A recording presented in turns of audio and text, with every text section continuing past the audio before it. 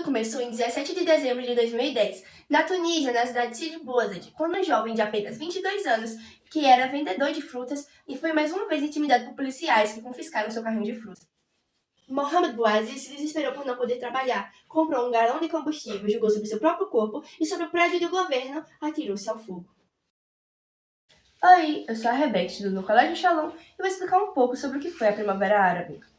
A notícia se espalhou pelo mundo por meio das redes sociais e transformou em uma onda de protesto contra o desemprego e a corrupção na Tunísia.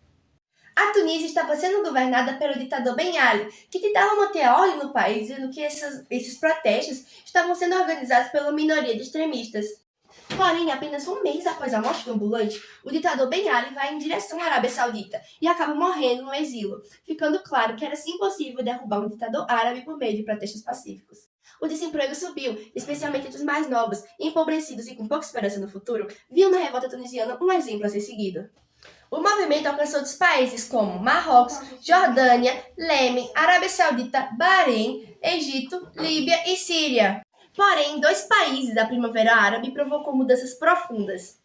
Governada por mais de 42 anos pelo coronel Muammar al-Gaddafi, a Líbano é uma das maiores reservas de petróleo da África.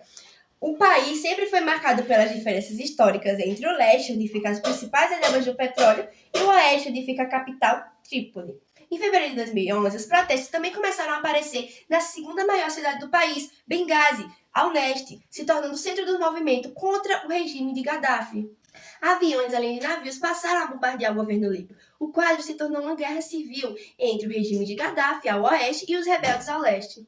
Em agosto de 2011, soldados rebeldes tomaram o palácio presidencial do ditador e controlaram a capital, porém Gaddafi conseguiu fugir. As forças rebeldes se concentraram em Sirte, na cidade natal do ditador, e quando achado, Gaddafi foi espancado, sendo o fim da Primavera Árabe na Líbia. Porém, só seria o início de uma sangrenta guerra civil que duraria anos. A última recente onda de protestos enfrentaria os mais danosos efeitos possíveis para a disputa no poder. A Síria. Em março de 2011 foram registradas as primeiras manifestações contra o governo na cidade de Deira.